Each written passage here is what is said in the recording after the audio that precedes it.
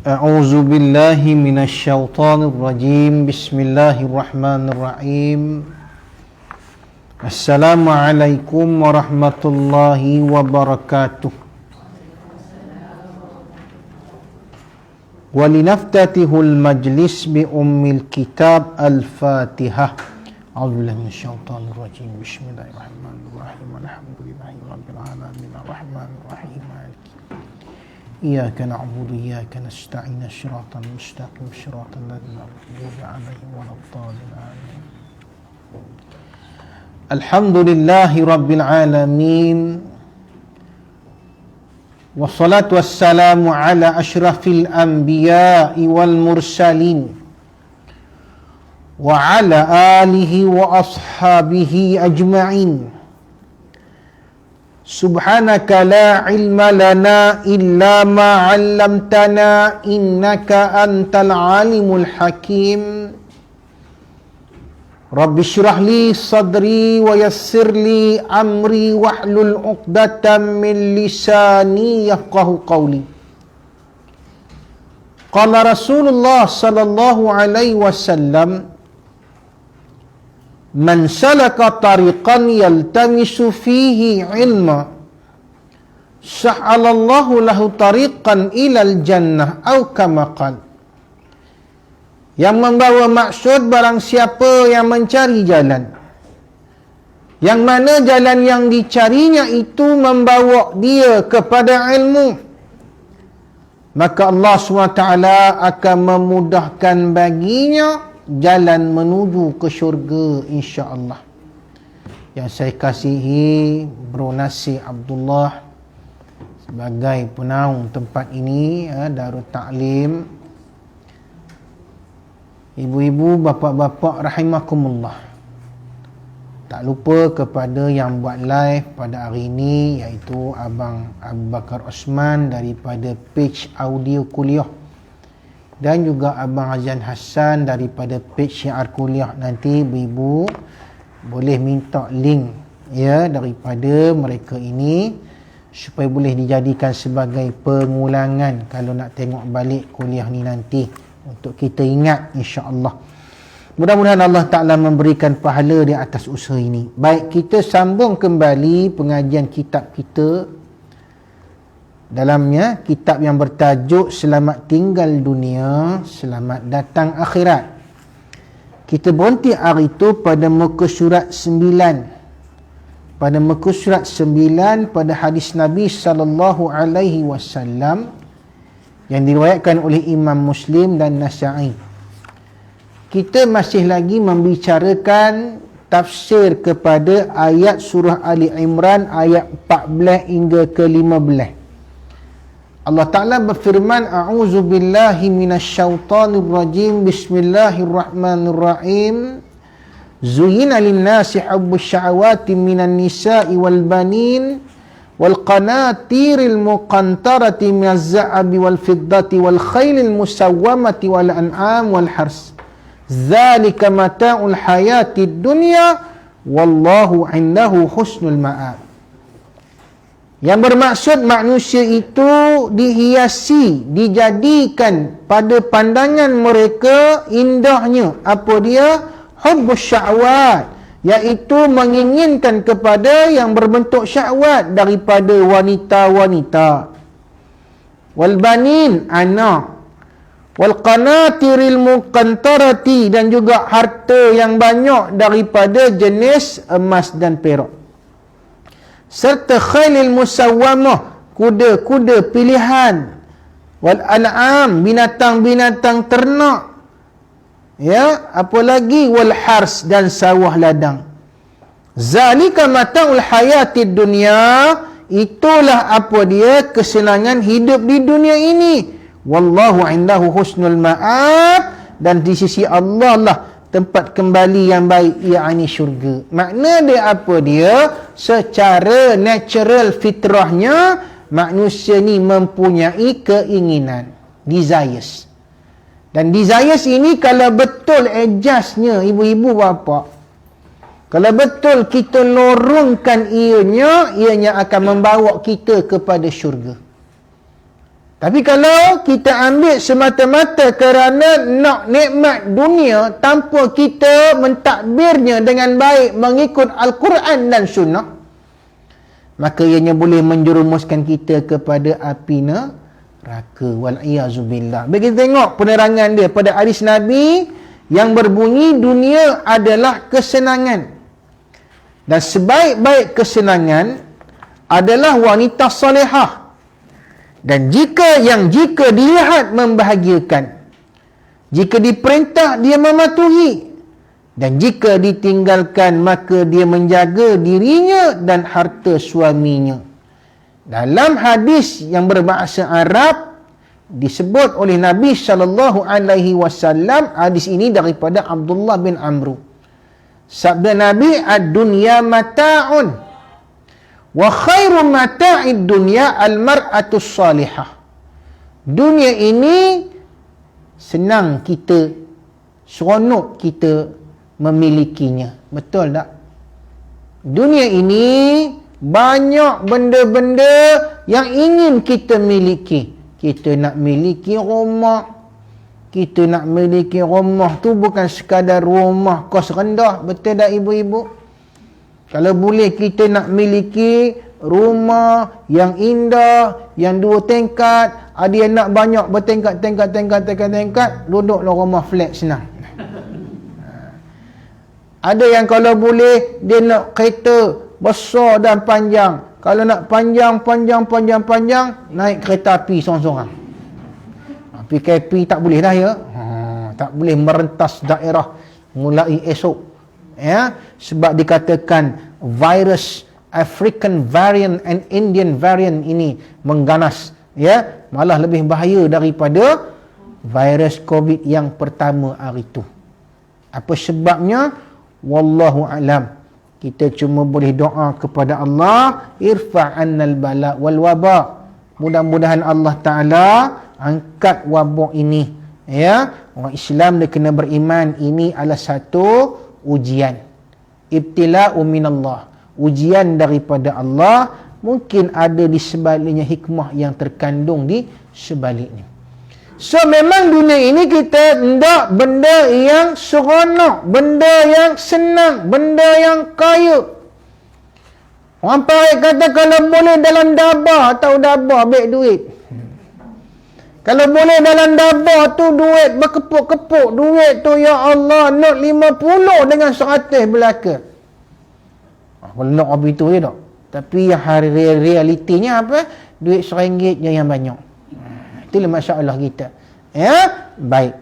Sebab itu Nabi SAW mengatakan ad-dunya mata'. Dunia ini adalah perhiasan. Dunia ini adalah kesenangan. Wa khairu mata'ud dunya, dan sebaik-baik kesenangan dunia ini, mata'id dunia ni apa dia? Al-mar'atus salihah. Ya Allah ibu-ibu, Nabi bagi pengakuan, Nabi memberikan suatu confirmation. Sebaik-baik reta atau sebaik-baik kesenangan dunia itu apa dia? Al-mar'atus salihah, perempuan-perempuan, yakni isteri yang bersifat salihah. Ya Allah ya Tuhan ibu-ibu, bangga tak dengar Nabi cakap apa itu. Cuma kita nak tanyalah pula, depan saya ni udah solehah ke belum? Takut nama je solehah. Saya memang isteri yang solehah ustaz. Kenapa? Nama saya solehah. Ayah saya pun orang soleh. Pasal apa? Namanya Solehudin. Kita ni adakah saleh, tapi saleh yang bagaimana? Apa tanda ciri-ciri kesalehan ini? Nabi sebut wa in nazara ilai asyarratu. Ibu-ibu, kalau suami tengok kepada ibu-ibu syarat, suami akan merasa seronok, gembira. Agak-agak Abang Haji tengok kita di rumah ni seronok ke runsin? Boleh jawab tak? Boleh jawab tak? Kalau seronok, dia mesti WhatsApp. Baru 5 minit kuliah duha, dia dah WhatsApp dah. Ayang, dah habis ke belum? Nampak? Dah habis ke belum? Belum bang. Bila nak habis? Rindu sangat. Nak tebal aku dengarnya. Bro Nasir apa itu? Ada tak macam tu? Ke? Sayang, nak habis ke belum? Belum bang, baru 5 minit. 5 jam pun tak ngapa. Makna dia konsen kita duduk di rumah. Duduk di rumah, pek. Jangan marah ibu-ibu, bukan ibu-ibu di sini. Ini Afrika punya cerita ni. Ya. Bila suami melihat apa dia isteri ini daripada segi perangainya, akhlaknya, percakapannya, syarat dia rasa seronok. Isteri ni tak ada meninggikan suara untuk dia. Isteri ni selalu bila bercakap, ya, sopan, lembut. Kalau suami itu merajuk, nada memujuk, menasihati, abang, saya rasa bang, tak payahlah kita beli baju raya. Sebab suami ajak pergi baju raya kan. Jomlah pergi baju raya. Awak dah dapat bonus ni, ya. Kerja negeri bonus lambat sikit. Ya, dah bergaji dah masuk ni kan, masuk awal. Jomlah. Isteri yang baik ni, macam mana suami tu tersenyum sebab apa? Dia kata, abang, yang lepas pun ada lagi baju bang, tak payah kita membazir. Bro Nasir suka-suka dengar apa itu, ya, dialog tu. Tak payahlah kita beli lagi bang, yang ada tu pun tak berpakai, ya, yang ada tu pun elok lagi. Abang, lagipun kita ni besok nak PKP pula. Aduh tuan-tuan, beli baju raya PKP pula. Siapa dah beli baju raya angkat tangan, ambil ngaku. PKP pula besok. Leleh pakai dalam rumah je lah. Dah beli kuih dah, makan dalam rumah dengan anak beranak je lah. Pasal apa? PKP, orang takut nak datang beraya. Allahu Rabbi, ni ujian. Ya, jadi kalau isteri ni baik, abang, kita tak payah membazir bang. Cakap dia itu menyebabkan suami tersenyum. Syarat, gembira. Gembira ni mana letaknya? Fil qalb. Ni hebat ya. Fil qalb. Mula-mula terletak di hati, kemudian dia akan imba'asa. Dia akan merayap ke seluruh salur darah kita, sehinggalah ke pipi, sehinggalah ke bibir, senyum. Bagus suami, bagus isteri aku ni, ya Allah, baik. Tak boleh nak jumpa wanita solehah macam ni. Bagi tahu tak payah membazir bang, kita gunalah mana yang ada. Oh, bagus. Tapi kalau ibu banyak demand, ni teruk. Abang, ini bang, kita tukar lansir baru, boleh bang? Abang, ini bang, yang dalam bilik pun langsung kita kena tukar juga. Abang, suami kata apa? Bukan je langsir, langsung ya pun kita bawa masuk dalam rumah. Itu dia marah no tu.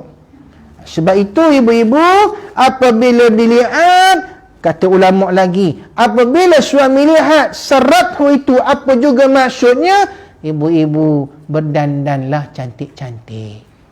Okay, ibu, kadang kita keluar lawa kan, saya sebut hari tu kan, keluar tu bedak 3 layer, bedak muqaddimah, bedak mutawasitah, bedak sakaratul maut. Tapi di rumah tu lah bau minyak gamat, minyak afiat, rambut mengerbang, berapa hantu kat limah tu.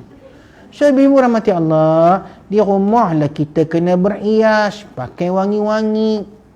Okey, maknanya suami tengok, suami rasa sejuk, redup je mata memandang walaupun panas terik di luar. Pasal apa? Pasal isteri ni sentiasa menjaga appearance dia, penampilan dia.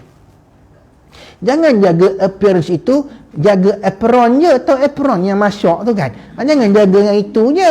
Appearance ni maksud apa dia? Penampilan kita ni ibu-ibu. Tetapi ada ulama mengatakan, ulama salah mengatakan apa dia? Kalau nak isteri jaga penampilan, wahai bapa-bapa sekalian, kita tu dulu kena jaga penampilan. Baru isteri boleh menjaga penampilan dia. Ini tak, kita pun bulu hidung terkeluar, bulu ketiak 5 kilo sebelah. Macam mana isteri nak menjaga penampilan dia? Sebab apa? Dia pun ronsen tengok kita. Ini kita suami selalu marah isteri. Awak ni bau, awak ini ya tak lawak, awak ini. Kita tu macam mana? Satu jari kita tunjuk pada orang, 4 jari akan kembali kepada kita. Ini kata pakar psikologi. Sebab itu, apapun, kedua-dua ni kena bekerja sama. Apalagi yang disebut oleh Nabi SAW, wa in amaraha ata'at'u, apabila suami meminta, menyuruh sesuatu, dia mentaati suami dia. This is the best women of the solihah. Women solihah ni apa dia? Bila suami suruh, dan suruhan itu pula bukan suruhan yang melanggar perintah Allah. Itu kena ingat. Suami malas nak puasa, suami kata, yang masak nasi goreng. Baru pukul 10 ni bang, masak nasi goreng berapa pula? Masak je lah. Mana boleh bang kita berpuasa? Taat perintah aku ke tidak? Kan? Nak taat ke tidak? Nak jadi isteri nusyus ke? Derhaka ke? Suami meninggikan diri. Ibu-ibu kena jawab, abang, saya tak derhaka pada abang. Kenapa? Abang dah derhaka pada Allah dahulu. La ta'ata fi maksiati khaliq. Tidak ada ketaatan bang pada perkara yang berbuat maksiat kepada Khaliq Allah yang menciptakan kita. Abang berani membuat maksiat ini, abang berani apa dia untuk melawan perintah Allah, abang nak kata saya nusyus pada abang, sorry. Tapi ibu-ibu kalau suami suruh benda-benda yang baik seperti solat, seperti menutup aurat, ibu-ibu tak ada banyak songeh, tak ada banyak soal jawab, ibu-ibu taat. Inilah harta yang paling hebat dalam dunia. Apa dia? Wanita solehah. Saya arwah mak dulu, ayah saya ni jenis cerewet makan. Ayah saya ni dia kalau nak makan di kedai tu, dia tak berapa berkenan makan lauk-lauk kedai ni. Tapi masalahnya, bila mak ni nak masak, ayah ni dah akan bawa apa lauk yang disuka. Dia dah tahu dah apa menu ni. Ayah beli terung, lepas tu dia beli ikan pari, lepas tu dia bagi tahu pada mak arahan dia, order dia, masak ni, masak ni, masak ni. Ni aku bawa masak ni, masak ni, masak ni. Arwah mak saya ni dia tak banyak cakap. Dia suri rumah sepenuh masa. Dia masak lah. Apa saja ayah nak, dia masak. Ini yang dikatakan khairul mata'ud dunia. Sebaik-baik apa dia harta dunia ini, wanita isteri yang solehah. Walaupun kita tengok, kita kesian tengok mak kita ni, mak abang ni pun makan seleranya lain macamnya, nak ini, nak ini, nak ini. Tapi suami sayang betul dengan isteri yang begini. Abang ingat kan, abang ada beli kerang tu, nanti buat rendang kerang. Udah rendang kerang, kita ingat rendang kerang je, separuh tu rebus. Rendang kerang dah buat dah, rebus pula. Kalau isteri yang jahat mulut ni, dia kata apa? Kulit kerang tu tak nak kokok. Tidak ya ibu? Tapi isteri yang baik ni, yang Nabi sebut wanita solehah ni apa dia? Kalau suami suruh, dia cuba untuk memenuhi kehendak suami ini. Kerana apa? Siapa yang mentaati suami, Allah akan bagi tahu kepada dia apa dia? Masuklah mana-mana pintu syurga yang dia mahu. Hadis sahih. Allahu Rabbi. Ini dia yang dinamakan sebagai isteri yang solehah. Bila dia suruh, dia mentaati. Apatah lagi benda-benda yang wajib. Tutup aurat, jangan kita mengumpat. Pak mentua saya ni, mak mentua cerita, dia pergi rumah jiran, bukan mengumpat pun, sembang. Bila sembang, tak sedar masa, betul tak ibu-ibu? Kita sembang tahulah, macam-macam nak cerita gini, udah pukul 12. Lepas mentua ni, ya, balik daripada luar lah. Dia tengok, mana mak mentua saya ni? Tak ada di rumah. Dia tengok, tak ada. Pak mentua saya ni jenis tak banyak bercakap. Apa dia buat? Dia ambil poyok tu, dia ambil senduk tu, dia pukul ketung. Ustaz ya, pak mentua saya ustaz. Ketung. Kata jiran, laki kamu dah balik tu, Ustaz Soeb dah balik tu. Allah, kata mak mentua, alamak mesti dia marah tu. Tapi dia marah tak ada nengkin-nengkin. Dia pukul periuk. Lepas tu kata mak mentua saya, tak pergi dah, lepok-lepok tak tentu pasal ni. Maknanya apa dia? Mentaati. Suami tak suka, jangan buat ibu-ibu. Kalau suami kata, awak pergi mana ni? Pergi rumah sebelah lah. Tengah apa? Tak boleh ke? Bukanlah tak boleh. Pertamanya masuk lambat. Keduanya, aku takut kamu duduk sana sekarang banyak isunya. Orang ni kamu cerita, orang ni kamu cerita. Kamu tahu tak? Esok tu udah haluk dia lakinya. Ya ke? Ni yang takut ni. Dia jadi riba, dia jadi mengumpat. Dia suami larang benda yang baik. Maka ibu-ibu taat perintah suami, itulah wanita yang suami sayang dan suami suka. Apalagi wa in ghaba an hafizatu fi nafsiha, dan apabila suami ini tiada di rumah, maka dia akan menjaga maruah dia, wa malihi, dan juga pada harta suami. Jagalah ibu. Kalau orang datang tanya Assalamualaikum, Waalaikumsalam, Abang Mai ada? Tak payahlah ibu-ibu buka tingkap seluas-luasnya, jenguk muka tu, Abang Mai tak ada. Lepas tu lagi teruk jemput pula masuk. Masuklah. Dia tak ada tang apa, Abang Mai supporting. Jangan. Masuk pula, bertepuk-tepuk tampur pula, habis. Sebab itu ibu-ibu, kalau macam sahabat pergi rumah Ummul Mukminin Aisyah radhiyallahu anha, apa yang mereka lakukan? Mereka akan panggil, bagi salam, dan Aisyah ini akan duduk di sebalik tirai. Tak boleh tengok. Macam kita di rumah, buka tingkap sikit je, duduk balik tirai tu. Abang Mai tak ada. Dia ke mana? Dia keluar petang garam baru balik. Jangan pula lelaki ni pula saja pergi tanya pula. Dia tak nampak orangnya. Cuba tunjukkan muka sikit. Tunjuk muka. Apa ni lupa. Aduh tuan-tuan, ini yang menjadi masalah dia. Apa dia? Fitnah yang kita tak jaga di rumah. Apa yang berlaku? Menyebabkan maruah dan juga rumah tangga orang lain kucak-kacir. Islam larang tu ada sebab. Apa banyak rumah tangga orang lain kucak-kacir, runtuh. Sebab apa? Kerana kita tak menjaga adab-adab berziarah. Adab berziarah sebenarnya tuan, kena ikut dengan adab ziarah. Kita buka kitab, dia tak boleh tengok ke dalam rumah. Bila kita tanya Assalamualaikum, orang tu buka pintu, katalah suaminya ada di rumah, dia buka, Waalaikumsalam. Kita tak boleh tengok dalam tu, kita kena tengok ke sana. Ini pintu, kita kena tengok ke sana. Kan? Sampailah tuan rumah kata, masuklah. Baru kita menghadap kepada pintu rumah tu. Sebab apa?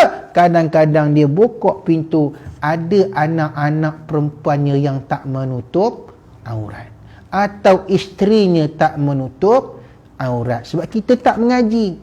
Ada banyak dari kita ni tak mengaji, terus-terus buka. Suami tu pun tak mengaji, terus-terus buka, sedangkan isteri di dalam tu tak menutup aurat. Maka apa yang berlaku? Berlakulah yang dinamakan sebagai zina mata. Zina ni bukan sahaja perhubungan seksual. Mata ni boleh menjadi zina apabila melihat aurat-aurat yang diharamkan untuk kita melihat. Okey, Bapak ya, tu kita ambil sikit daripada adab-adab berziarah. Baik.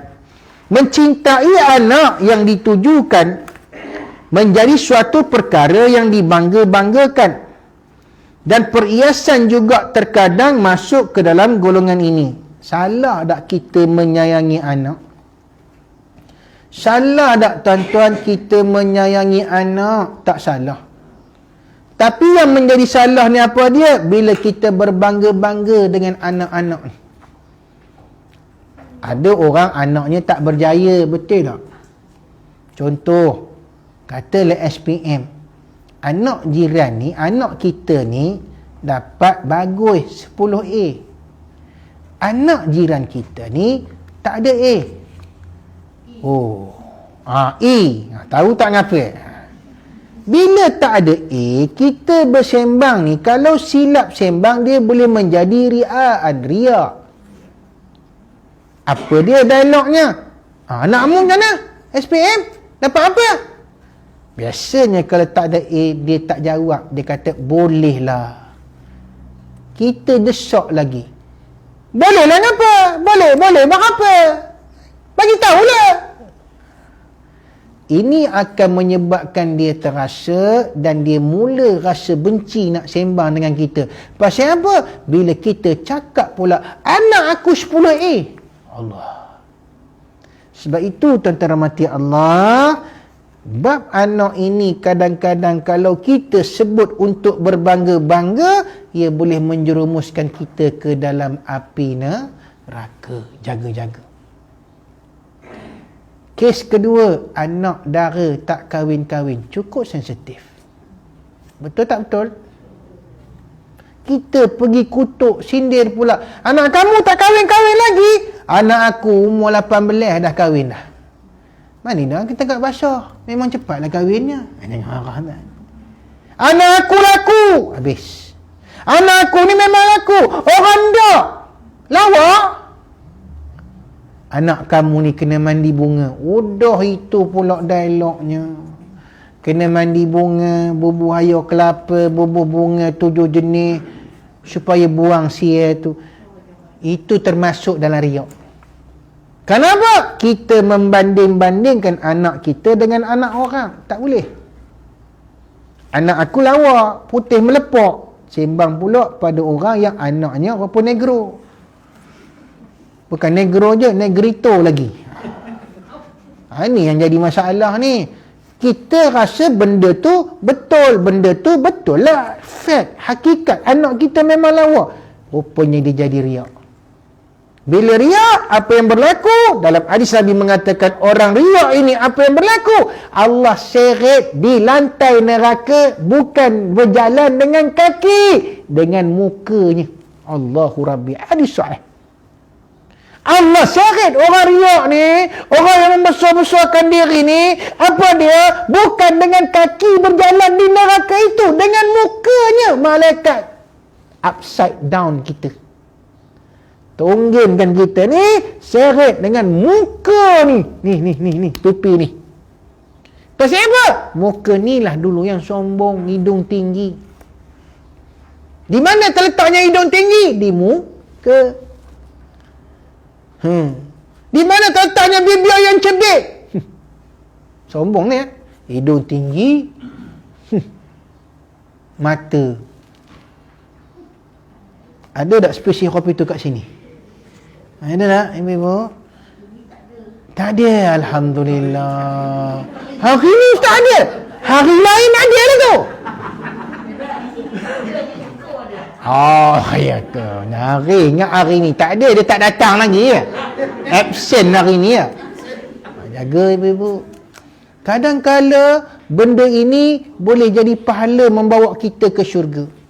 Sebab tu Nabi SAW bersabda, ya, terkadang juga bertujuan untuk mengembangkan keturunan dan memperbanyakkan umat Muhammad yang menyembah Allah dan tidak menyekutukannya dengan sesuatu apapun. Maka hal ini adalah merupakan suatu hal yang terpuji. Nabi SAW bersabda, apa dia?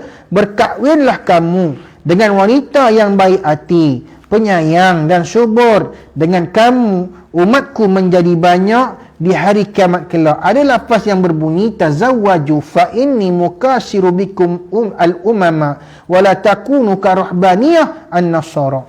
Nabi menyatakan apa dia? Berkahwinlah dengan wanita yang baik.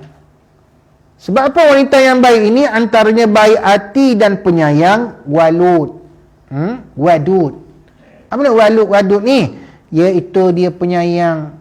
Dia kalau suami susah hati, dia jadi macam Khadijah yang menenangkan hati suaminya. Bila Nabi balik daripada Gua Hira ni, bertemu dengan Jibril, Nabi kata, zammiluni, selimutkan aku. Khadijah, dia tak tanya dulu. Dia selimutkan Nabi dulu, bagi Nabi tenang, bagi Nabi comfort, sehinggalah Nabi tenang. Baru Khadijah tanya, kenapa wahai kanda? Ibu-ibu, kita isteri yang baik, ada tak buat kopi tu?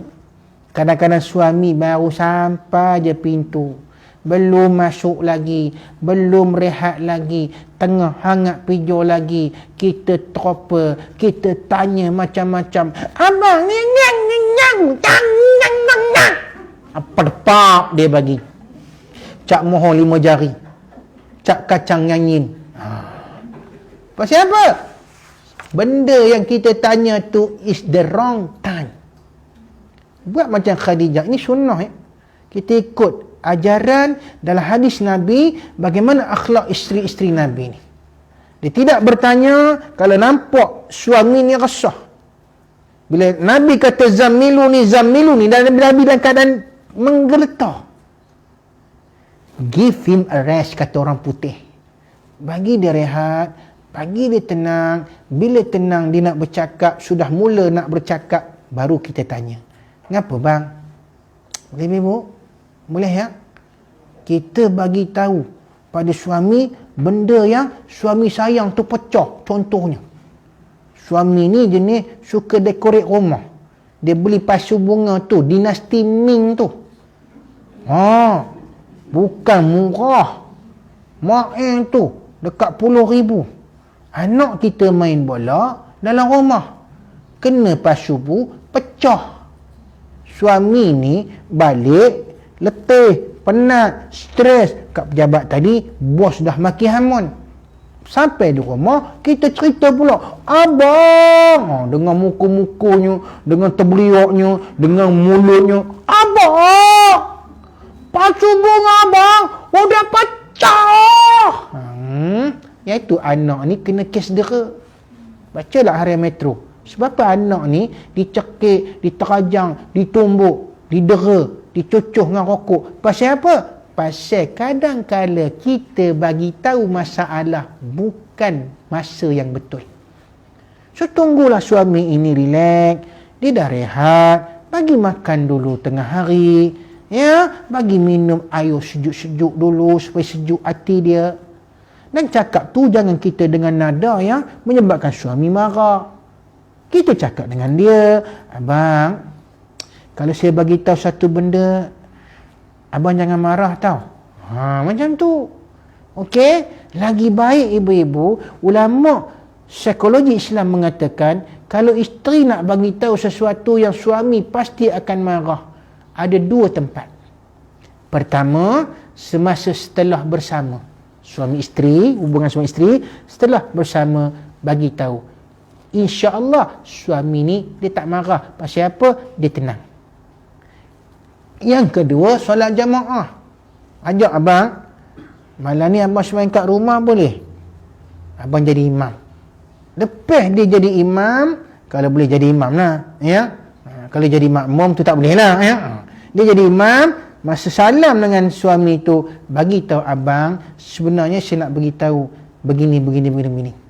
Ini 2 masa yang sesuai. Jadi Khadijah radhiyallahu anha ni, setelah Nabi tenang, dia tanya, ya Rasulullah, kenapa jadi macam ni?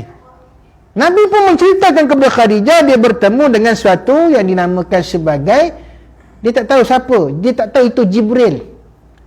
Hanya setelah bertemu dengan seorang ahli kitab, baru tahu itu Jibril. Namus nama dia, dipanggil Namus, yakni Jibril. Orang ahli kitab panggil Namus, itulah Jibril yang membawa wahyu kepada para anbiya sebelum-sebelum ni. Lalu Khadijah pun beritahu kepada Nabi, takkanlah Allah nak menyakiti seorang yang baik, kata Khadijah. Wahai Rasulullah, engkau seorang yang baik. Sebab apa? Engkau selalu membantu orang. Engkau selalu memberi makan kepada orang yang lapar. Ni disebutkan kebaikan-kebaikan Nabi. Nabi jadi tenang. Kita dengan suami macam mana ibu-ibu? Ada tak kita memuji suami, atau kita suka mencari sakit hati suami? Ni kena muhasabah balik. Awak ni udahlah kedekut, tak hidung masin, tangkai jerin, banyak perumpamaan nak sebut tu. Lepas tu, kalau nak beli barang, duit aku dikerojakannya. Ibu rahmati Allah, kalau boleh jangan mengungkit, jangan sebut-sebut perkara-perkara begitu. Jadilah seumpama Khadijah radhiyallahu anha. Lepas tu kata Nabi, berkahwinlah kamu dengan wanita yang baik hati, penyayang. Tengok suami ni rasa kesihan. Ibu tengok suami kesihan ke geram? Geram. Aku kokok orang tua ni sekarang ya. Itu pengakuan ikhlas tu ya. Penyayang. Macam mana pun suami ini melakukan kesalahan, maafkanlah. Boleh ibu? Boleh ya? Tapi ibu ya, ada satu isu yang ibu tak boleh terima kan? Kalau suami bergurau tentang nak kahwin seorang lagi, direct saya tanya. Tidak ibu? Orang perempuan cukup sensitif kan? Walaupun ustazah kan, ustazah tu kadang-kadang ceramah bagus, kita mestilah menganggap bahawasanya kahwin poligami itu adalah sunnah Nabi sallallahu alaihi wasallam. Kan? Tiba-tiba anak buah tanya dalam kuliah, ustazah, kalau suami ustazah kahwin macam mana? Suami saya kahwin, aku cekik-cekik bagi mati. Tuan-tuan rahmati Allah ibu bapa, jangan marah. Sebab benda ini memang menjadi perdebatan dan memang menjadi suatu perkara yang menyebabkan kaum wanita marah. Saya pernah ceramah satu kuliah duha macam ni. Saya kata ibu-ibu, jangan marah. Suami kahwin seorang lagi nak menyelamatkan ibu-ibu tunggak. Apa jawab makcik tu? Belum habis aku habiskan ayat tu, makcik seorang tu nyampuk, ustaz, tak ngapalah itu ibu tunggal, ni yang nak minang ni, tu bukan ibu tunggal, tu beruk tunggal gitu. Marah menor bunyinya. Ibu rahmati Allah, ya, saya tak nak orang kata membincangkan benda-benda yang menyebabkan ibu-ibu tidak bahagia. Pasal apa? Permintaan suami ini memang tidak bahagia. Tapi ibu-ibu, kalau suami gurau, janganlah menjadi orang yang pembengis. Kerana suami ni bukan berani nak buat pun. Dia gurau macam bro Nasir, dia bergurau je. Bukan berani pun. Ya bro Oh, dia jelin aku dah lain macam dah ni kata. Aduh, tak datang dah lepas ni. Ya. Kadang dia gurau ibu-ibu ya. Bukan betul pun. Ada suami ini bila tengok isteri ni layan dia baik, bercakap dengan dia secara elok, makan minum dia jaga. Kebanyakan suami ini dia tidak akan mencari yang lain, hati dia tak sampai kepada orang lain. Sebab apa? Yang disebut oleh Nabi sarathu. Bila ibu-ibu boleh mengembirakan hati suami ini, percayalah ibu-ibu, dia tidak akan mencari yang lain. Kerana apa? Kerana buat apa dia cari yang lain? Sedangkan yang di rumah itulah bidadari syurgawi dia. Boleh ibu? Ini tip saya bagi. Boleh ya? Tapi ustaz dia nak kahwin juga, mana hafid? Ni yang dikatakan ya dalam rancangan kalau sudah jodoh. Tapi ada juga yang marah. Itu bukan kalau sudah jodoh, tak, tu kalau sudah bodoh katanya. Oi, marah menor makcik ni. Sabar makcik-makcik ya. Baik, nak masuk syurga dah. Nak payung meh. Dia mau tanya, ustaz, betul ke hadis payung meh tu? Lagi laki kahwin dapat payung meh. Gelang meh pun tak ada. Gelang getah banyak. Nak dapat payung meh. Pui. Marah menor juga. Ya. Baik. Apa lagi? Subur. Ni walud. Walud. Nabi sebut wadud itu penyayang. Sabar, penyayang. Walud yang banyak, yang subur, yang boleh beranak. Saya nak cakap ya, isteri saya, dia boleh melahirkan untuk saya 3 orang anak. 3 orang anak. Sebab 3 scissors. Bedah. Scissors. Ya. Kita tengok benang tu, lepas jahit tu, masa tu ya. Ya Allah, melintang bawah pusat tu kan. Ya Allah, lepas tengok berdarah bajunya. Bila anak yang pertama lahir, Saya rasa kepada isteri, saya kata, Allah, kalau macam ni abang kesianlah awak. Isteri kata, tak apa bang, ya, untuk abang saya sanggup tahan. Dia kata, sakit ni, seorang ibu, sayang. Anak yang kedua, tuan-tuan, ibu-ibu apa? Apa itu juga, bedah juga. Udah keluar lagu raya nampaknya tu. Raya apa, PKP. Anak yang kedua ni, ibu bapa, operate juga. Alamak, anak perempuan pula, operate. Anak yang ketiga, operate juga. Sampai saya tanya doktor pakar, ngapa ni anak saya tiga-tiga operate? Kata doktor pakar, oh sebab saiz anak dalam kandungan besar apa bapak juga. Aku kokok telinga doktor ni sekarang. Sampai doktor kata pada saya dan isteri, ikat. Bila ikat, orang lelaki ada alasan dah nak kahwin seorang lagi? Ada kan? Sebab hadis Nabi ni. Isteri saya dengar hadis ni, tahu hadis ni. Nabi kata apa dia? Banyakkan zuriat, banyakkan anak, pilih yang subur.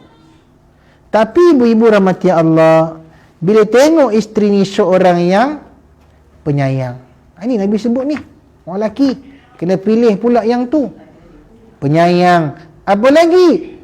Bila kita minta sesuatu, dia mentaatinya. Saya kena sakit kencing manis ni dah dekat 3 tahun. 3 tahun tu lah dia akan urut kaki ni sampai tertidur. Agak-agak sampai hati ke nak kahwin seorang lagi. Sebab apa? Syarathu. Nabi bagi jaminan hadis ni. Syarathu. Bila suami ni hati dia seronok, hati dia bahagia, dia tak tengok orang lain dah. Nampak ya? Jangan kita terus bantai. Suami bergurau kadang-kadang, terus bantai. Awak ni kan jenis ni ya, apa kucing mengamuk. Jangan. Layan elok-elok. Isteri ni urut kaki sampai saya tertidur. Sebab apa? Saraf saya memang sakit. Sekarang pun rasa sakit lagi. Dia urut sampai tertidur. Lepas tu bila makan, ni hidangnya. Bukan hidang saja, dia ambil pinggan saya, dia bubur nasi dalam pinggan. Okey, lepas tu bagi kat saya. Saya pegang cekur. Oh, panas, hangat pijo. Atau baru angkat, dia boleh peroyok. Isteri kata apa? Bang, panas tu, jaga-jaga. Ya? Aku pun ngada-ngada. Nak suap. Berdebab naik pinggan atas muka ya. Syarat ini. Dia punya tanda, dia penanda orang. Apa dia? Nabi kata bila suami itu syarat suka, sayang, gembira, bahagia, dia takkan cari yang lain. Pada isteri saya pernah menyatakan pada saya, abang kalau nak kahwin seorang lagi, sebab saya boleh bagi abang 3 orang anak je. Kalau abang nak kahwin seorang lagi, saya redha. Walaupun saya tahu dalam dia punya kotak suara tu, bila dia bercakap tu seolah-olah macam tak lepas. Apa nak tak lepas? Penuh dengan kesedihan. Jangan kita tambahkan isteri, suami yang soleh, jangan kita tambahkan kesedihan dia lagi. Oh, cantik! Alright! Kawan ni dah berkorban operate perut untuk lahirkan anak kan. Jadi ada suami yang tetap setia, bukanlah maknanya tak boleh kahwin, tapi dia yang Nabi bagi penanda arahnya syarathu. Bila suami sayang, suami rasa seronok, bahagia, dia tak akan mencari yang lain. Ibu-ibu, ini kita dapat daripada hadis ni hari ni. Dan Nabi kata apa dia? Dengan kamu umatku menjadi banyak di hari kiamat kelak. Nabi suka umat Nabi ni ramai. Dan memang umat Nabi ni lah yang paling ramai di antara umat-umat yang lain. Tapi ulama' mengatakan ramai jangan ramai semata-mata umpama buih di lautan. Sebab apa? Kalau ramai tapi tak taat kepada Allah. Buat apa ramai tetapi tidak membantu saudara-saudara yang tertindas di Palestin? Buat apa ramai tetapi melawan Islam? Buat apa ramai tapi melawan hudud? Buat apa ramai tetapi mereka inilah yang menjatuhkan Islam daripada dalam? Buat apa ramai tetapi mereka ni orang munafik. Buat apa ramai tapi bekerjasama dengan orang kafir yang menentang Islam. Jadi ramai yang Nabi kata sini takatharu itu, ramai yang dikatakan oleh Nabi ini apa dia? Umat Islam beriman dan imannya itu berkualiti. Macam mana nak dapat iman yang berkualiti ni? Tugas ibu-ibu. Kalau anak kita tak dapat masuk sekolah tahfiz, sekolah agama, pastikan cucu-cucu kita ni dapat masuk. Boleh ya? Saya bila kembali ke takyah, saya ni dah 7 kali tukar. Dan jangan tanya sebab apa kena tukar 7 kali tu. Tak perlulah diceritakan. Tapi bila kembali balik kepada takyah, sekolah yang pertama saya berkhidmat sebagai guru sandaran 98-99 di takyah. Bila balik ke sana balik, tengok-tengok budak-budak ni, budak-budak sekolah agama ni, Masya Allah ibu-ibu ya. Walau macam mana biutnya pun, tahu biut ya, kata orang Perak biut, degilnya. Macam mana popek-popeknya. Tapi bila kita menceritakan tentang ibu, ayah, akhirat, syurga, neraka, mereka pasti mengalirkan air mata. Sebab apa? Dalam jiwa mereka itu ada tarbiyah iman. Ini kita tak. Ini kita tak. Kadang-kadang saya minta maaf, saya bukan nak condemn sekolah-sekolah di luar, tak. Sebab saya pernah pergi bermotivasi budak-budak di sekolah luar ni. Dan masa itu bujang. Budak bermasalah. Tingkatan 4. Habis saya bagi ceramah tu, datang seorang budak perempuan ni, tingkatan 4 ni. Ni, bulu kening ni tak ada. Dia lukis dengan pen. Dengan pen tu, pen apa celok tu kan. Dia datang kan, dia tanya, Ustaz, direct dia tanya, ada mawa tak? Tanya aku soalan apa itu. Terkedu saya nak jawab kidah ni. Ada mawa ke tak? Tanya. Saya kata, dah bertunang lah. Nasib baik, kata dia. Kalau tak ada, saya boleh jadi makmum. Merah pada muka aku. Tu yang di luar. Tak ada roh tarbiyah Islam. Ni tak maksud sebut ya. Tak ada roh tarbiyah Islam yang kita ajar di sekolah-sekolah agama ini. Mereka ini yang kita lihat. Semalam, saya berada di satu tempat di pusat dakwah bersama dengan warga sekolah pusat tunas, asuhan tunas bakti. Tahu ya sekolah apa ni ya? Dipanggil sebagai pusat sekolah pusat pemulihan akhlak. Ibu rahmatullah, lebih kurang dalam 20 orang ni kebanyakannya mengandung bawah umur. 2 orang tingkatan 5, ada tingkatan 3, ada tingkatan 4, 3 dan ada tingkatan 2. Boyot perut. Allahu Rabbi. Bila saya ceramah tu, hati saya tersentuh. Ya, kemarin, bukan semalam, kemarin. Saya tersentuh. Pasal saya tengok muka cerah-cerah, muka lawa-lawa, muka. Tetapi kenapa jadi macam ni? Kenapa? Ini yang Nabi sebut, kalau boleh kita ini jaga anak-anak kita ni. Ya ayyuhalladzina amanu qu anfusakum wa ahlikum nara. Wahai orang-orang yang beriman, jagalah dirimu, bukan saja dirimu, wa ahlikum, isterimu, anak-anakmu daripada api neraka. Jadi semalam tu saya bagi motivasi, saya nasihatkan kepada mereka, hidup di dunia ini akhirnya kita akan pergi sama 2 tempat, syurga ataupun neraka. Yang sudah-sudah itu sudahlah, yang berlalu itu sudahlah. Ketelanjuran itu mungkin disebabkan oleh kejahilan kita. Bertaubatlah kita kepada Allah. Allahu Rabbi, tak tahulah tuan-tuan ya. Saya tengok tu memang sebab, memang sedih. Pasal apa? Di bawah umur. Anak-anak Melayu di bawah umur. Bukan seorang 2, ramai. Ini kena jaga. Ya? Baik. Demikian juga halnya yang terakhir dengan mencintai harta benda. Terkadang menjadi suatu hal yang digunakan untuk dibangga-banggakan. Alhaakumut takasur hatta zurtumul maqabir kalla sawfa ta'lamun. Bab harta ni Allah sebut dah, alhaakumut takasyur. Hei manusia, kamu suka banyak-banyak ngumpulkan harta ni buat apa? Tidak apa? Banyak-banyak ngumpulkan harta ni boleh bawa masuk kubur ke? Banyak aset, banyak harta, banyak barang kemas, banyak-banyak ni boleh nak memasukkan kita ke dalam syurga, melainkan kita infakkan kepada jalan Allah. Tapi kalau kita gunakan untuk menjadi kedekut, untuk menjadi belaga, untuk menjadi kebanggaan, yang inilah yang akan membakar kita di akhirat nanti. Orang yang tak keluarkan zakat, hadis Nabi yang sahih mengatakan apa dia? Akan dimikwaj. Apa mikwaj ni? Akan disetrika. Duit emas dan perak itu, zaman Nabi, nilaian dia begitu.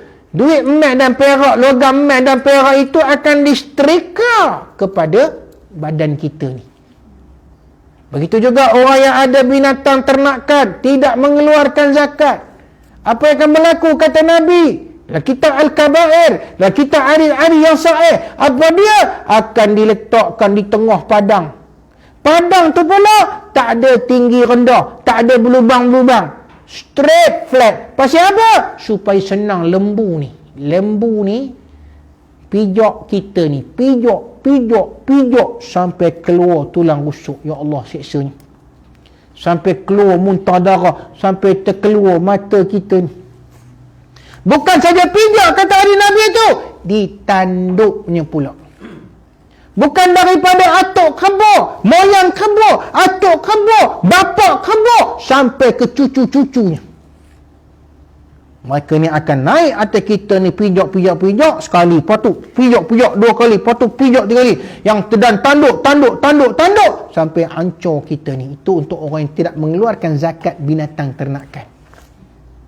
Sebab itu, jangan kita jadikan harta ini sebagai rebutan, sebagai kebanggaan, kemudian kita tidak mengeluarkan zakat. Sebab apa?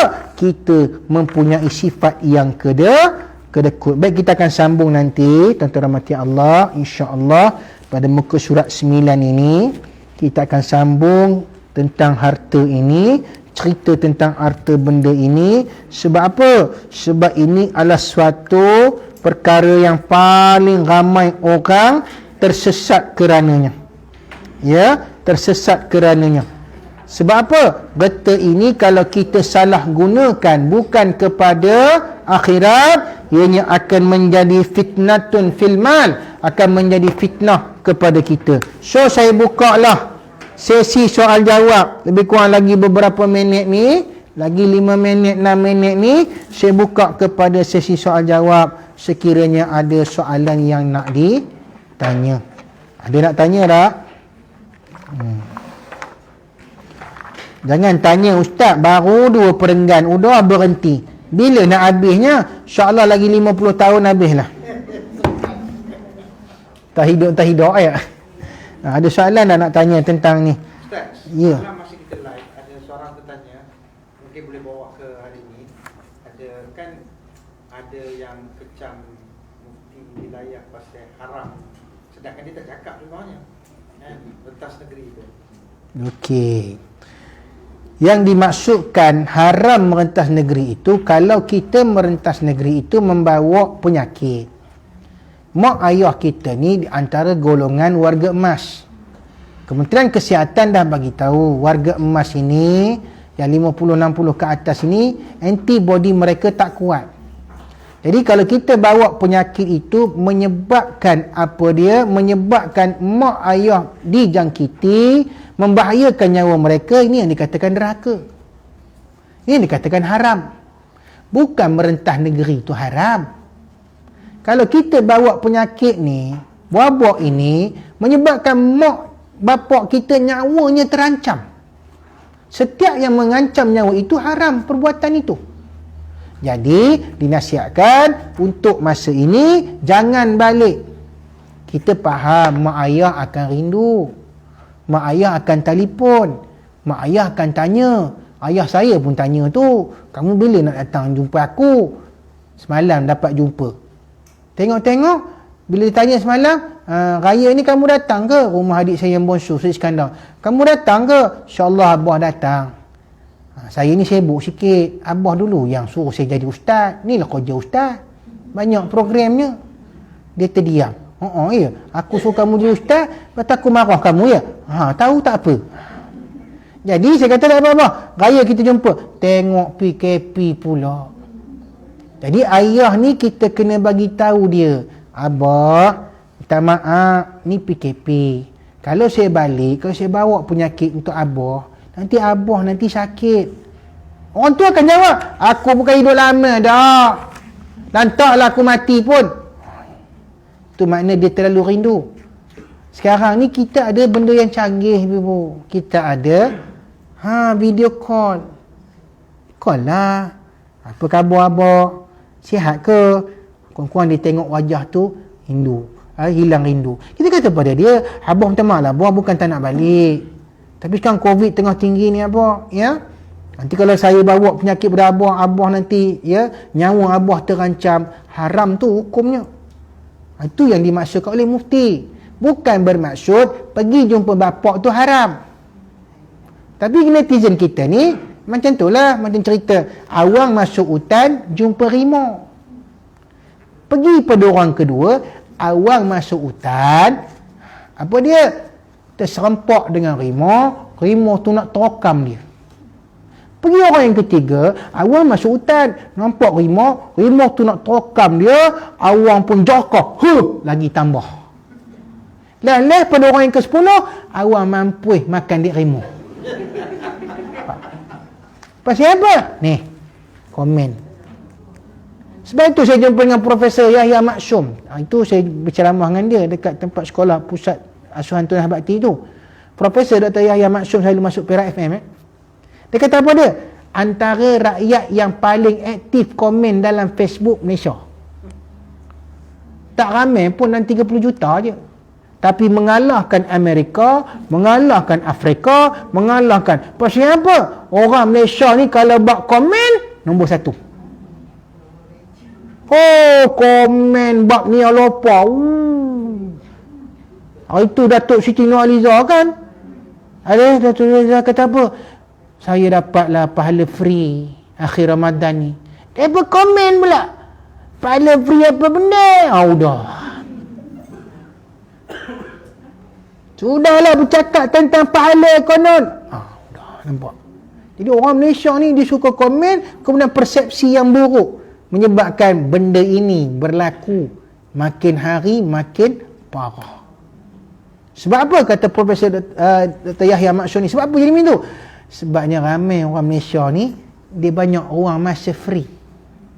Walau bekerja pun dia free kan juga. Pasal apa? Tengok handphone jawab SMS. So ibu, jangan kongsi kalau tak pasti. Jangan komen kalau tak tahu. Fas'alu ahla zikr in kuntum la ta'lamun. Tanyalah dengan orang yang lebih mengetahui sekiranya kamu tidak tahu. Ya, orang mufti tu bukan calang-calang orang ya, yang dia komen tu bukan calang-calang orang. Dia bercakap itu atas dasar dalil dan fakta. Tapi kita ni yang kata ultimate kumpulan rap tu baru 7 kali pergi usrah dah pandai tepis fatwa. Baru 7 kali pergi kuliah duha, udah boleh berfatwa bawah mufti sikit je. Jangan macam tu. Okey, boleh. Ada apa lagi dah soalan nak ditanya? Ada? Nak tanya tentang zakat barang kemeh ke? Tak ada? Saya tak ada barang kemeh. Dan itu tak ada barang kemeh. Fatwa Perak mengatakan kalau kita ada barang kemas, pakai tak pakai kena zakat. Sebab dulu punya fatwa kalau pakai tak kena zakat. Tapi sekarang ni kata ulama pakai ke tak pakai ke kena zakat. Tapi kena sampai dia punya nisab, kadar dia, berat dia. Apa dia? 500 gram. Macam mana nak tahu tu? Saya tak ada penimbang. Alasan pergi kedai meh tu bolehlah bertimbang. Pergi kedai meh tu minta dia tolong timbangkan berapa saya punya barang kemeh ni. Ya? Lebihnya dikeluarkan zakat. Kata yang kita Tak ada. Yang itu tak ada dah. Tak ada dah. Itu yang orang pakai sampai ke jalan robot tu. Dan barang kemas dia banyak. Tak ada dah. Itu tak ada dah. Ya, kita tengok fatwa negeri Perak. Lebih je dia punya sukatan tu kena zakat. Sebab apa? Kalau tak, orang yang ada emas ni dia tak berzakat. Macam kita orang lelaki Ustaz, kita simpan emas tu untuk sebagai backup. Kalau apa-apa jadi, kita boleh gadai. Boleh ke? Dalam bentuk apa? Rantai ke, gelang ke? Emas tak kira lah, jadi orang tak emas, gelang, kita simpan lah. Itu pun kena zakat juga tu. Kalau sampai setahun kita simpan, kena zakat lah. Maknanya kita tak pakai kan? Kita tak pakai, orang lelaki mana boleh pakai? Haram. Okey. Kita tolong simpankan bini kita punya je.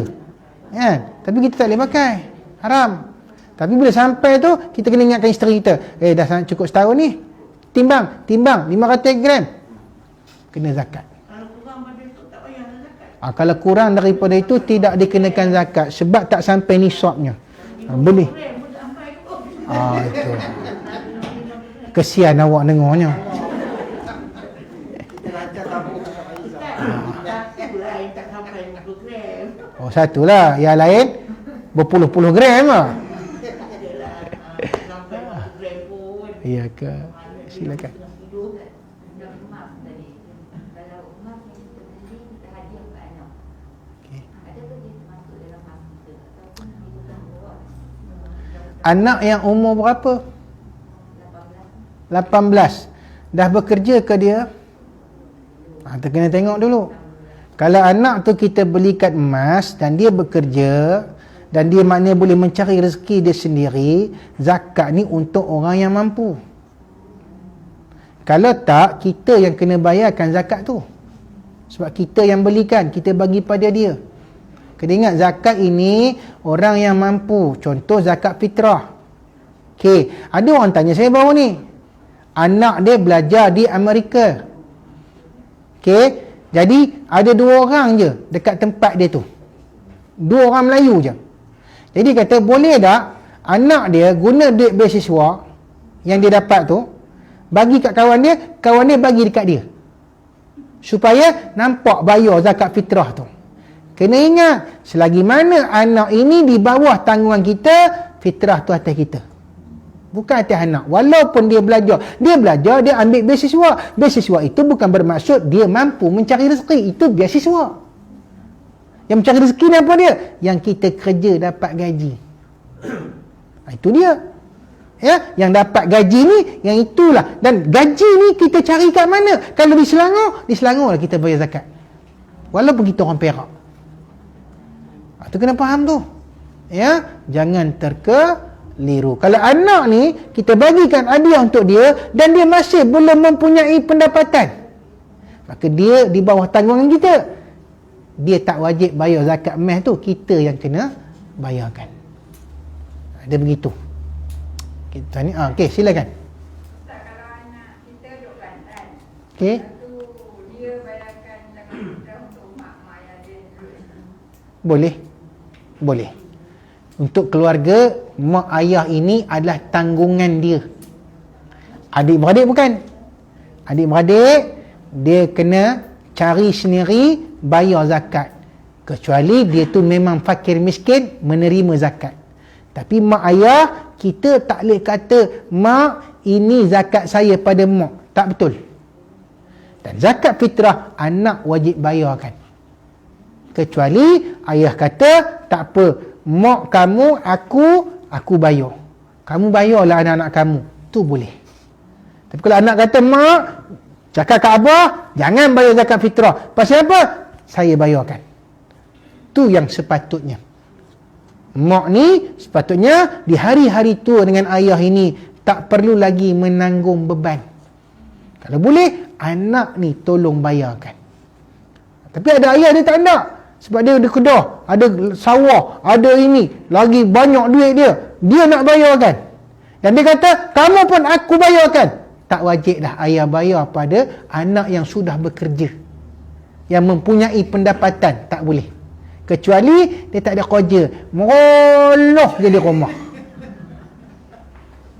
Letak jenazah dengan dia lebih kurang sama je. Tak bergerak-gerak. Yang ini ayah bayarkan. Padahalnya bila akhir balik ni, ayah ni dah tak ada tanggungjawab dah kepada anak-anak ni. Okey? Okey, bagus soalan tu. Ustaz, Ya. mengenai fidyah, seorang yang uzur, bayaran fidyah tu kita tunggu puasa habis ataupun macam mana kiraannya? Ataupun macam mana? Dia begini, bayaran fidyah ini pada orang yang memang tak boleh puasa. Maka dia dikena kira berapa hari dia tak berpuasa. Makna habis Ramadan lah. Tunggu habis Ramadan. Habis Ramadan, dia tak boleh qada. Sebab dia tak boleh qada tu yang dia kena bayar fidyah. Ada orang kena qada, kena bayar fidyah. Itu kena ingat tu. Ada orang tak payah qada dah sebab dia sakit, dia menyebabkan dia tak boleh berpuasa. Sampai bila-bila. Sebab terlalu tua, terlalu sakit. Maka dia hanya membayar fidyah. Sehari berapa? Kalau kiraan sekarang saya tengok wilayah punya sehari RM4. RM4. Kalikan berapa? Kalau sebulan dia tak boleh berpuasa, kalikanlah 30 hari dengan RM4. Tapi di Perak saya dengar, saya tak pasti ya. Di Perak ni dalam RM2 4 kupang. Masih murah lagi. Tapi di wilayah saya baca tu RM4 di Selangor RM4. Kalau lah katakan RM2 8 kupang, ibu-ibu bapa, RM2 8 kupang, ulama kata apa dia? Genapkan jadi RM3. Biar lebih tak apa, jangan kurang. Dan ada orang tanya saya, Ustaz, kami pergi kaunter zakat fitrah, ada banyak resit. Ada RM7, ada satu tu RM40. Jadi saya tanya dengan bahagian Baitul Mal, dia pun mengatakan ikut beras apa yang kita makan. Siapa yang nak bayar ikut basmati. Basmati ya? Ada yang makan basmati tak sini? Ada kan? Kena bayar ikut harga basmati. 40 ke apa itu? 40 ke? Basmati. Kita ni tak basmati. Beras dah nak mati dah. Demo kaya-kaya. Tak ada, bukan dia bukan tengok orang kaya ke tak. Semua orang Ah. dia berasa tu sesuai tu. Sesuai untuk dia. Macam saya patutnya doktor bagi tahu makan basmati. Tapi saya kata kalau hari aku yang mati. Mahal basmati ni. Mahal. Ya. Jadi dia bagi option. Kalau nak bayar ikut beras biasa yang murah tu pun boleh. Tapi kalau kita rasa nak beri orang kata komitmen pada agama ini, kita ambil harga beras basmati tu, maka itu ada yang terbaik. Bukan tiap-tiap bulan pun kita bayar zakat fitrah ni kan. Setahun sekali. Itulah yang terbaik insya-Allah. Okey, ada lagi soalan? Kalau tak ada soalan, ya saya. Kita berkat tadi sebab Silakan. Ada seorang bapak, ada 7 orang anak. Itu anak tu yang tahu tu senang untuk dia kan. Itu dia bagi betul tu yang 4 tu dia kecualikan, dia bagi yang 3 je dia. Dia siap. Di mana? Dosa ke seorang bapak? Bila kita sebut harta faraid, dia mesti kita bagi kepada anak-anak semua sekali. Maknanya kalau dapat sikit, sikitlah. Kalau dapat banyak, banyaklah. Yang pertama wajib bahagi semua sekali. Kemudian barulah adik-beradik ni berpakat. Dia kata aku tak nak ambil bahagian aku. Sebab adik bongsu kita ni susah. Maka aku bagi bahagian aku kepada dia. Dia tak boleh. Mula-mula kita dah tetapkan dah. Koma tak dapat. Sebab Abah nak bagi 3 orang ni, dia memang susah. Koma yang lain senang. Tak boleh. Konsep Islam tak boleh. Sebab itu namakan tidak ada adil. Dalam pembahagian faraid ni kena adil. Lelaki dapat lebih sikit daripada perempuan. Sebab lelaki mencari rezeki. Perempuan dapat kata dia tak wajib menyara keluarga. Dan kalau suami minta pun fa intibna lakum minhu syai'a fakuluhu hani'an mari'a. Allah kata kalau kata isteri kita hendak minta elok-elok, hani'an mari'a, minta elok-elok. Kalau suami nak beli barang apa? Minta RM5. Pasal apa pula saya pula yang keluar RM50? Jangan punya cakap lah. Tak boleh macam tu. Sebab apa? Itu duit isteri. Tapi duit suami adalah duit isteri. Kena ingat. Duit suami adalah duit isteri. Duit isteri bukan milik suami. Nampak? Sebab itu lelaki dapat lebih. Pasal mana, pikut mana pun dia kena belanja lebih lelaki ni. Orang perempuan dapat dia dalam bank katalah 50,000, tak berusik. Kalau suami minta tak betul cara dia, berdosa suami ni. Tapi biasanya ibu-ibu orang kata kerak-kerak nasi, akhirnya bila rendam dengan air dia lembut. Betul tak ibu-ibu? Suami pandai pula pujuk. Yang abang nak bisnes lah yang. Boleh lah yang. Bukanlah banyak yang. Dah 10,000 je. Berapa-berapa nikah di Siam. Saya tanya butang tu mana apa? Butang lagi mana apa? Cerita Piramli tu kan. Ada dia nak buat orang sewa nak jadi bapak kan dia pandai. Aku nak gaji 10 sama-sama. Ada kan. Dia tak bayar. Dosa dia lain. Dia begini ya, yang terhijab daripada faraid ni ialah orang yang membunuh ayah dia. Ataupun kafir. Dua. Kafir, murtad, tak boleh dapat faraid. Atau dia bunuh ayah dia, tak boleh dapat faraid. Tetapi selain daripada ini, kena bagi supaya tidak menjadi fitnah kepada agama Islam. Dia bagi, tapi kena ingatkan anak ni. Kalau kamu rasa nak buat homestay ke, nak ambil harta adik-beradik bagian lain, sorry. Kamu nak buat homestay, gunakan yang kamu, walaupun tanah sekangkang kera. Sekangkang kera tu pepatah Melayu. Jangan ambil kera kangkang kan pula. Memang tak dapat lah tanah tu besar itu. Maknanya walaupun sekangkang kera setengah ekar, nak buat resort ke, nak buat apa ke, itulah bahagian kamu. Jangan ambil adik-beradik yang lain. Kalau dia ambil, tamak dia berdosa. Dia memang sentimental akan berlaku, tapi kena ikut hukum. Ya, ikut hukum. Okey, ada lagi kalau tak ada apa? Ustaz, satu ya. Yang pasal puasa tadi tu. Macam mana Rufidah Muhammad Tajuddin? Macam mana orang yang dialisis? Selang sehari kena buat dialisis. Okey. Baik. Dialisis ini termasuk dalam masyaqqah fi shaum. Ulama mengatakan orang yang berpenyakit kronik dialisis tidak membatalkan puasa. Kena ingat tu. Seperti orang yang ambil nebulizer, asma. Kalau tak ambil, dia boleh mati. Maka dia masukkan ubat itu, ulama mengatakan apa dia? Ubat itu untuk membuka ruang rongga ni, supaya dia boleh bernafas. Maka harus. Tidak membatalkan puasa. Sebab ubat itu bukan kesan dia untuk memberikan tenaga. Puasa ni, kalau ada ubat yang boleh memberikan tenaga, batal. Macam dialisis, kita tengok fatwa yang terbaru mengatakan apa dia? Kita masukkan darah, keluarkan darah. Maka proses-proses cuci darah itu tidak membatalkan puasa dia. Maka dia boleh terus berpuasa. Samalah dengan berbekam. Berbekam. Batal tak puasa?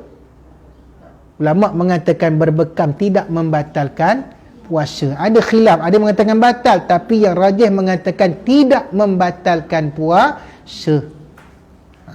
Apa dalil dia? Dia ada dalil dia, hadis-hadis dia. Ya.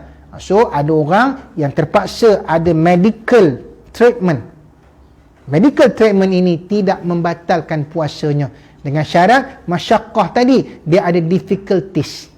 Tapi kalau saja-saja batal. Ya. Kita korek telinga, masukkan benda dalam rongga ni. Boleh tak? Boleh saja-saja? Tak boleh. Tapi kalau semut masuk, bunyi kena ambil kapal, ambil minyak. Orang tu kata ambil minyak kelapa tu, korek. Maka tidak membatalkan puasa. Kerana apa? Difficulties. Kalau tak korek, tak tidurlah kita jawabnya. Dia duduk dalam tu. Ya? Okey, boleh. Kalau tak ada apa, saya rasa cukup sekali itu. Bateri abu-abu pun nak habis dah. Ya. Jadi marilah kita berdoa kepada Allah SWT agar Allah menjadikan kita orang-orang yang beriman. A'udzubillahi minasyaitonirrajim. Bismillahirrahmanirrahim. Alhamdulillahirabbil alamin hamdan yuwafi ni'amahu wa yukafi'u mazidah.